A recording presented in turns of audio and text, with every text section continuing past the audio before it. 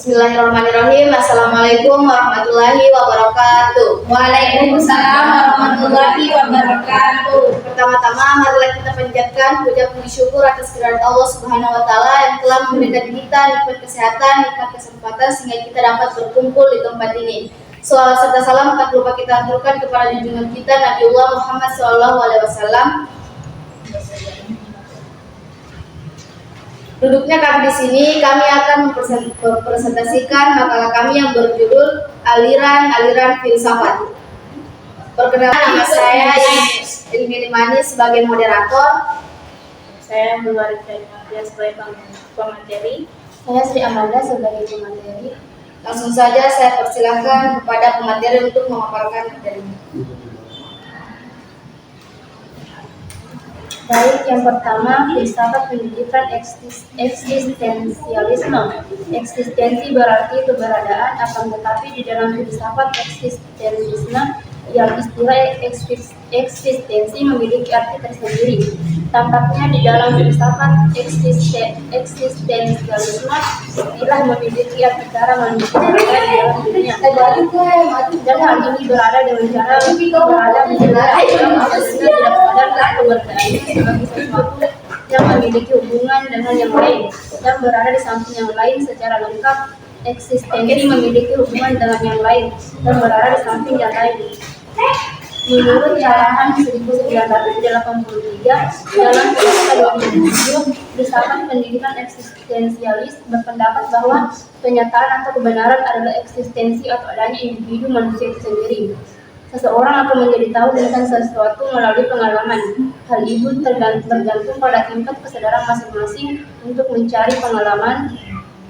Menurut Heidegger Sudarsono, persoalan tentang berada ini hanya dapat dijawab melalui ontologi.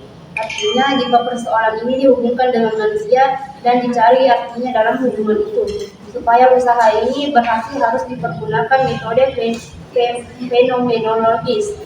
Demikian yang penting ialah menemukan arti berada itu. Guna menentukan arti berada itu, manusia harus diselidiki dalam hubungan yang biasa tampak sehari-hari. J.P. Sartre berpendapat bahwa eksistensi manusia lebih awal daripada esensinya. Pandangan ini sangat tidak masuk akal karena esensinya biasa lebih penting daripada keberadaannya. Ada beberapa pandangan penganut filsafat ini sehubungan dengan eksistensi, yakni bagian A, eksistensi adalah cara manusia berada. Hanya manusialah yang bereksistensi, manusialah sebagai pusat perhatian sehingga bersifat humanistis. Bereksistensi tidak statis tetapi dinamis, yang berarti menciptakan dirinya secara aktif, merencanakan, berbuat, dan menjadi. Manusia dipandang selalu dalam proses menjadi belum selesai dan terbuka secara realistis. Namun demikian manusia terikat dengan dunia sekitarnya, terutama sesama manusia. Eksistensi manusia sebagai makhluk hidup di bumi ini memiliki hakikat sebagai ini. Yang pertama, manusia sebagai makhluk Tuhan. Manusia adalah makhluk yang memiliki kesadaran dan kesadaran diri. Oleh karena itu, manusia adalah makhluk yang menyadari keberadaannya, mampu membedakan dirinya dengan segala sesuatu yang ada di luar dirinya, dan mampu berpikir tentang dirinya sendiri dan alam sekitarnya. Yang kedua, manusia sebagai kesatuan badan roh. Terdapat 4 paham mengenai struktur metafisik manusia, yaitu materialisme, idealisme, dualisme, dan paham yang menyatakan bahwa manusia adalah kesatuan badan roh. Materialisme menyatakan bahwa alam semesta ini terdiri dari materi, zat, dan atau benda. Peran manusia adalah bagian dari alam semesta, manusia sama dengan alam semesta. Yang kedua, idealisme. Bertentangan dengan teori sebelumnya, penganut idealisme percaya bahwa jiwa, spirit, atau rohani adalah esensi diri manusia. Selanjutnya, dualisme. Semua perspektif yang disebutkan di atas tampaknya bertentangan satu sama lain. Descartes menyatakan bahwa perspektif pertama bersifat nonis materialis, sedangkan perspektif kedua bersifat monis spiritualis.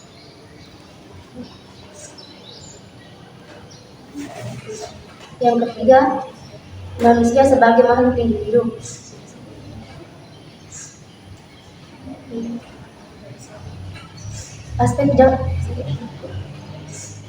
Aspek jasmani dan rohani.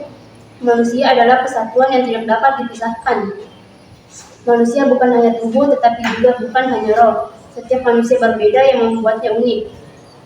Yang keempat, manusia sebagai makhluk sosial. Manusia adalah makhluk individu, tetapi mereka tidak hidup sendirian, tidak mungkin hidup sendirian, dan tidak pula hidup secara eksklusif untuk diri mereka sendiri. Yang kelima, manusia sebagai makhluk berbudaya. Manusia pada dasarnya adalah makhluk budaya yang harus membudayakan dirinya.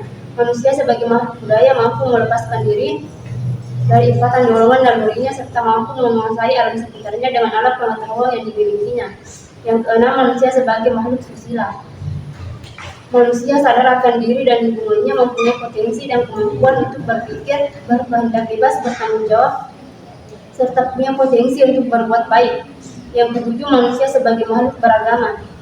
Aspek keberagaman merupakan salah satu karakteristik esensial eksistensi manusia yang terungkap dalam bentuk pengakuan atau keyakinan akan keberadaan suatu agama yang dibuktikan dalam sikap dan perilaku. Yang kedelapan, manusia sebagai makhluk berpendidikan. Pendidikan harus dilaksanakan secara sadar dengan bertitik tolak pada asumsi tentang hakikat manusia, karena pendidikan adalah humanisasi, yaitu upaya memanusiakan manusia atau membantu manusia mewujudkan martabat kemanusiaan. Power 1982 menjelaskan penerapan usaha pendidikan eksistensialisme dalam praktek pelaksanaan pendidikan seperti yang pertama, tujuan pendidikan, yang kedua, status peserta didik, yang ketiga, kurikulum, yang keempat, peranan guru, dan yang kelima, metode. Baik, saya akan melanjutkan materi, yaitu B. Filsafat pendidikan progresivisme. Aliran progresivisme mengakui dan berusaha untuk memasukkan prinsip progresivisme ke dalam kehidupan sehari-hari agar manusia dapat bertahan hidup dan menghadapi semua kesulitan yang ada dengan hidup. Dalam filsafat dalam pendidikan, aliran ini menganggap kemampuan inteligensi manusia sebagai alat untuk hidup, kesejahteraan, dan perkembangan kepribadian manusia. Aliran ini juga dikenal sebagai eksperimentalisme yang menyadari dan mempraktikkan proses eksperimen untuk menguji kebenaran teori, dan environmentalisme yang menganggap lingkungan hidup mempengaruhi pembinaan kepribadian. Adapun tokoh-tokoh aliran progresivisme ini antara lain adalah William James, John Dewey, Hans Heidegger, Ferdinand Schiller, dan Georges Santayana. Aliran progresivisme telah memberikan sumbangan yang besar di dunia pendidikan saat ini. Aliran ini telah meletakkan dasar-dasar kemerdekaan dan kebebasan kepada anak didik. Anak didik diberikan kebaikan baik secara fisik maupun cara berpikir, guna mengembangkan bakat dan kemampuan yang terpendam dalam dirinya tanpa terhambat oleh rintangan yang dibuat oleh orang lain. Oleh karena itu, filsafat progresivisme tidak setuju dengan sistem pendidikan yang memiliki pemerintahan. John Dewey melihat pendidikan sebagai sosialisasi dan proses. Maksudnya, selama proses pertumbuhan anak-anak, mereka dapat mengambil pengalaman dari lingkungan sekitar mereka. Oleh karena itu, dinding yang membedakan sekolah dari masyarakat harus dihapus, karena belajar yang baik tidak cukup di sekolah saja. Oleh karena itu, sekolah yang ideal adalah yang program pendidikannya berintegrasi dengan lingkungannya. C. Filsafat pendidikan perennialisme dalam penyempurnaan pemikiran filosofis secara baku. Gagasan filsafat perennialisme ini telah terlihat dalam cita-cita ontologisnya tentang manusia dan alam. Perennialisme ini meninjau bahwa manusia pada dasarnya adalah makhluk yang berpikir secara logis atau rasional, yang selalu identik untuk setiap orang di mana saja dan kapan saja dalam peningkatan sejarah atau catatan mereka. Menurut pendekatan perennialisme ini, pendidikan berfungsi sebagai wadah atau cara untuk mentransfer ilmu pengetahuan ke dalam ke dalam kebenaran yang abadi. Jika pengetahuan dianggap sebagai kebenaran, maka keduanya harus konsisten. Oleh karena itu, proses pendidikan dimanapun harus sama. Pendidikan harus mencari pendekatan atau pola yang memungkinkan siswa beradaptasi saat ini, tidak hanya di area tetapi juga dengan kebenaran. Penguasaan itu sendiri berarti beradaptasi dengan kebenaran. Oleh karena itu, para pemimpin aliran perennialisme melihat bahwa sekolah lapangan dan mental adalah sarana utama untuk memperoleh pengetahuan. Perennialisme setuju bahwa sistem pendidikan intelektual membuat pemikiran siswa menjadi aktual. Inti dari belajar menurut perennialisme di sini adalah mengenal untuk berpikir. Peserta didik percaya bahwa dengan prosedur latihan berpikir, siswa dapat memiliki senjata yang efektif dalam menghadapi berbagai keterbatasan yang dapat menurunkan martabat kemanusiaan mereka yang terdiri dari kurangnya keahlian, keraguan atau keraguan. D. Filsafat pendidikan esensialisme. Esensialisme berasal dari bahasa Inggris yaitu essential, yang artinya pokok atau inti dari sesuatu, sedangkan isme berarti aliran atau madhab. Aliran ini menginginkan agar manusia kembali pada kebudayaan lama karena telah banyak melakukan kebaikan untuk umat manusia. Menurut Bramel, esensialisme merupakan aliran yang lahir dari filsafat idealisme dan realisme. Kedua aliran ini bertemu sebagai pendukung esensialisme, tetapi tidak melepaskan sifat utama dirinya masing-masing. Riyadi 2021. Filsafat esensialisme adalah jenis filsafat pendidikan tradisional yang berfokus pada nilai-nilai yang jelas dan abadi, yang membantu menentukan arah dan stabilitas. Esensialisme muncul pada masa Renaissance dengan ciri-ciri penting yang membedakannya dengan progresivisme. Perbedaan tersebut terutama terletak pada penolakan terhadap landasan pendidikan yang bersifat fleksibel dalam arti terbuka sepenuhnya dan toleran terhadap perubahan serta tidak terikat pada dogma tertentu.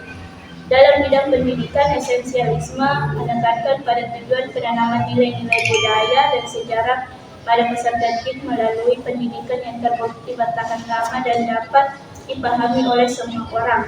Esensialisme memiliki pandangan bahwa pendidikan sebagai pemeliharaan budaya kuno, kebudayaan warisan sejarah yang telah membuktikan kebaikannya bagi kehidupan manusia. Menurut paham tersebut, pendidikan juga harus didasarkan pada nilai kebudayaan yang sudah ada sejak awal, yang diwariskan kepada kita hingga saat ini.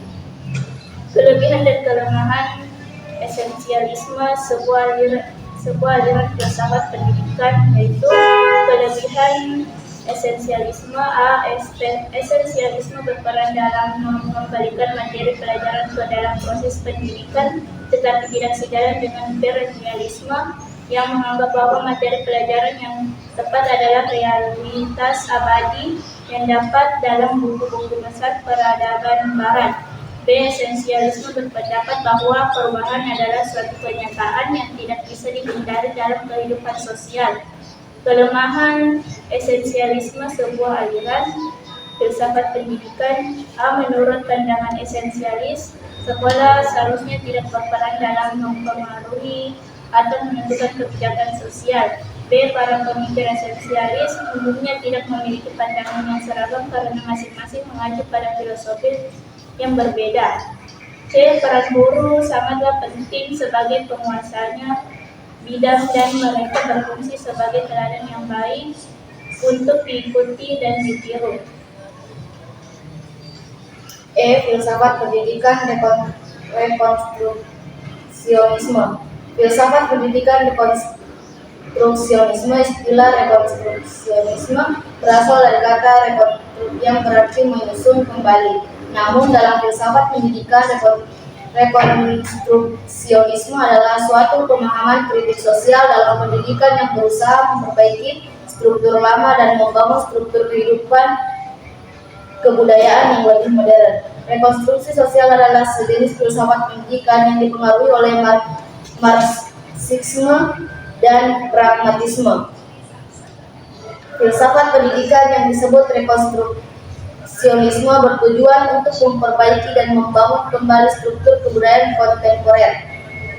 Menurut rekonstruksionisme, karakter pendidikan tidak hanya bersifat individual, tetapi juga kolektif, yang menekankan pentingnya kontribusi individu terhadap transformasi sosial. Pendidikan karakter bertujuan untuk membangun kepribadian yang berdasarkan nilai-nilai seperti kejujuran, tanggung jawab, toleransi, dan empati. Menurut Bramel, karakter pendidikan harus dikaitkan dengan realitas sosial. Dengan kata lain, siswa harus terlibat dalam pembelajaran kontekstual di mana mereka memahami masalah moral yang ada di masyarakat dan menemukan cara untuk mengatasi masalah tersebut.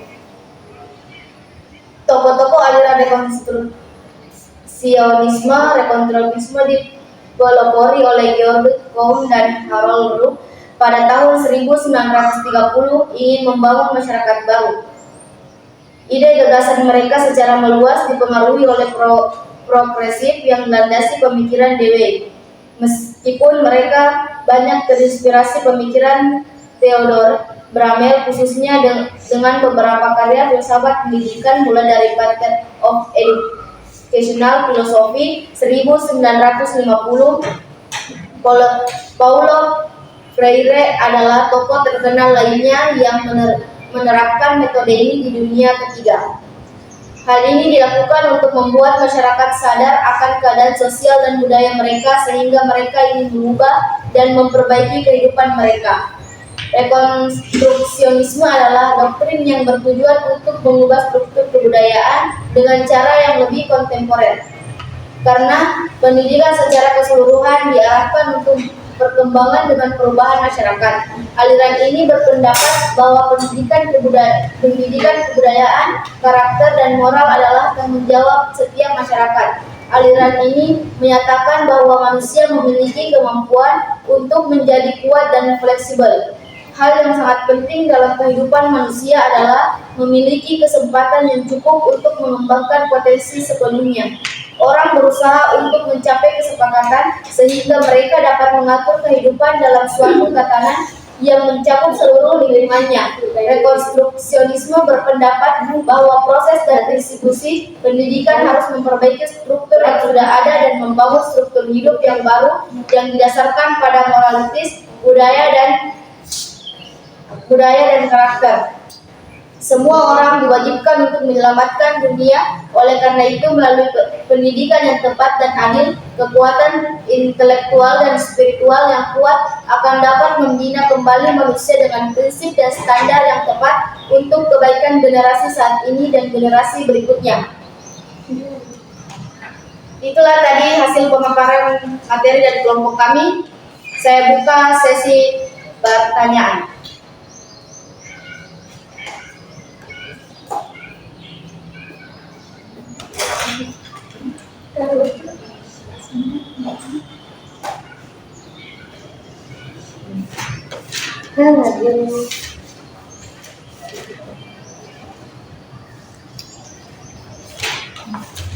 Saya persilakan kepada Kawarda Alianti.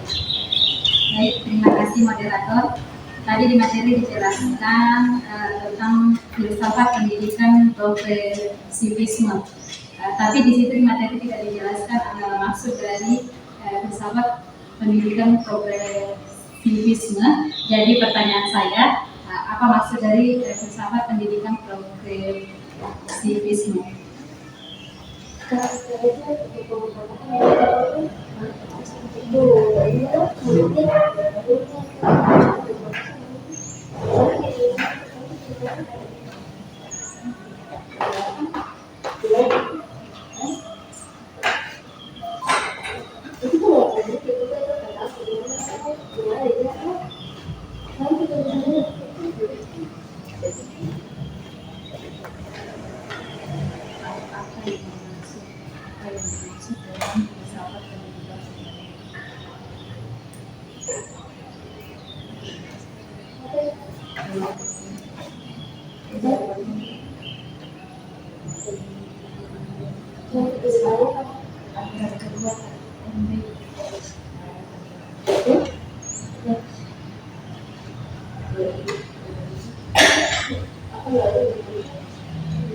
Gelombang SD kan semua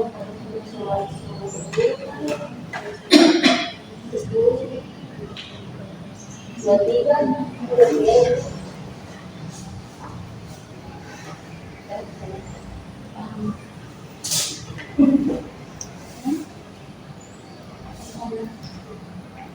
Saya nih Tuhan.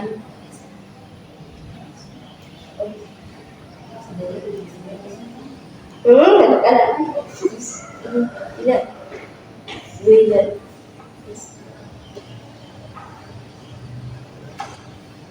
Jadi lah tulisannya. Apa mereka gitu kan? Tidak. Kau tanya.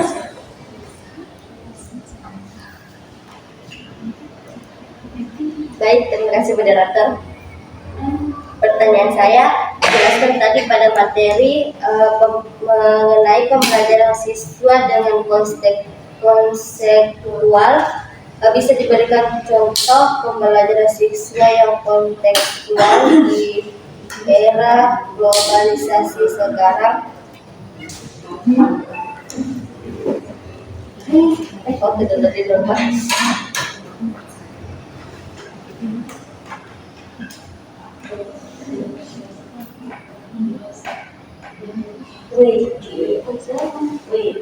Itu dijikan keberhasilan. Baik. Juga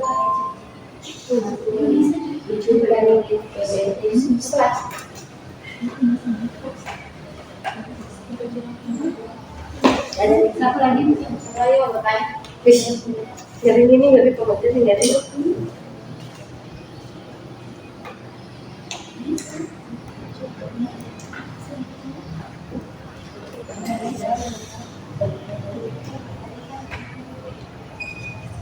Pemateri akan menjawab pertanyaan pertama. Baik, saya akan menjawab pertanyaan dari Kawarga Lianti. Pertanyaannya, apa maksud dari filsafat pendidikan? Aliran filsafat progresivisme. Aliran filsafat progresivisme adalah pendekatan pendidikan yang menekankan pada pembelajaran melalui pengalaman relevansi dengan kehidupan nyata dan pengembangan keterampilan berpikir kritis secara pemecahan masalah serta pemecahan masalah. Bagaimana dengan keluarga Lianti? Tadi dijelaskan melalui pengalaman tadi ya. Pembelajaran melalui pengalaman ya, lebih ke pengalaman relevansi.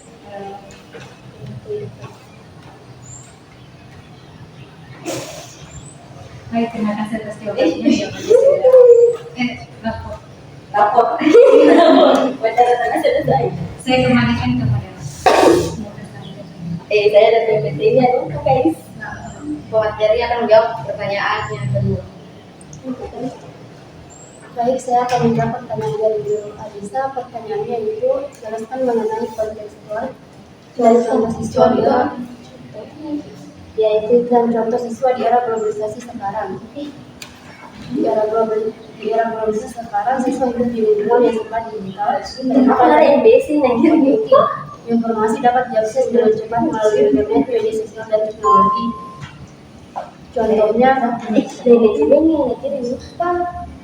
Contohnya guru meminta siswa membuat video edukasi tentang kebersihan lingkungan sekolah dan mengunggahnya ke media sosial sekolah. Melalui kegiatan ini, siswa belajar teknologi, komunikasi, serta tanggung jawab sosial. Ini contoh termasuk penerapan pembelajaran kontekstual karena pelajaran dikaitkan dengan situasi nyata di lingkungan mereka. Contohnya yang selanjutnya, misal guru bahasa Inggris mengajak siswa berkomunikasi dengan pelajar dari luar negeri melalui platform Zoom atau email. Siswa tidak hanya belajar grammar, tetapi juga menggunakan bahasa dalam konteks global dan mengenal budaya lain. Bagaimana dengan Nurmanisa? Apakah jawabannya sudah dipahami atau ada sanggahan atau tambahan? Baik, jawaban saya kembalikan ke moderator. Tidak ada Kak. Ambil lagi. Ini siapa? Mungkin teman-temannya yang masih ada yang bertanya. Kemuti. Kemuti. Ini Judis dari Kemuti.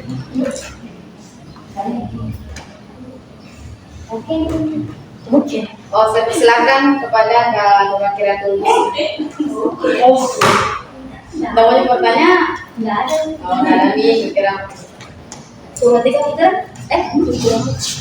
itulah hasil pemaparan materi dari kelompok kami. Mohon maaf jika banyak kesalahan. Saya akhiri dengan ucapan billahi taufiq fastabiqul khairat. Wassalamualaikum warahmatullahi wabarakatuh. Waalaikumsalam warahmatullahi wabarakatuh.